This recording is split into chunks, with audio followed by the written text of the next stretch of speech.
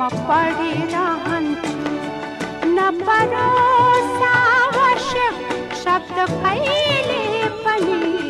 तिम्रा पाउहरूमा म सधैँ झुकिरहन्छु